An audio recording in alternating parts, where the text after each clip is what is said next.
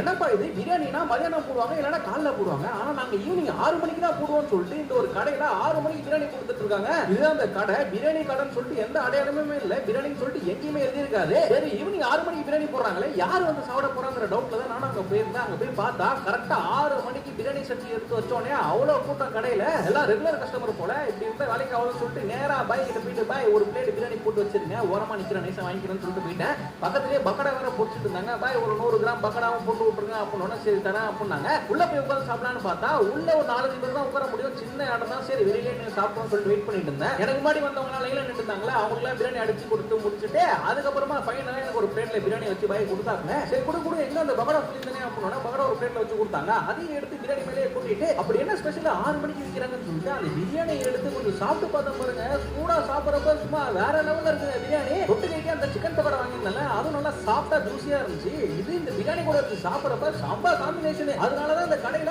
6 மணிக்கு இவ்வளவு கூட்டம் போல. ஆனா நம்ம சப்ஸ்கிரைபர்ஸும் நிறைய பேர் இந்த கடையில சாப்பிடுறாங்களாப்பா. நான் பிரியாணியை வாங்கி சாப்பிட்டு முடிக்கவே போறேன். ஆனா இப்போ வரைக்கும் கூட்டம் நின்றுட்டு இருக்கு இதுல. அப்பதான் இருந்த ஒருத்தர் சொன்னாரு, தம்பி இந்த கடை 40 வருஷமா இருக்குப்பா, நானா வெறும் 3 ரூபாய்க்கு இந்த கடையில பிரியாணி சாப்பிட்டுருக்கேன் அப்படின்னாப்ல. ஓ அப்படியா விஷயம், நம்மளுக்கு தான் தெரியாம இருந்திருக்கு. மக்களே இந்த கடை அமைச்சு கரையில இருக்கு. நீங்க இந்த கடையில சாப்பிடுறீங்களா அப்படிங்கறத கமெண்ட் பாக்ஸ்ல கமெண்ட் பண்ணி விடுங்க.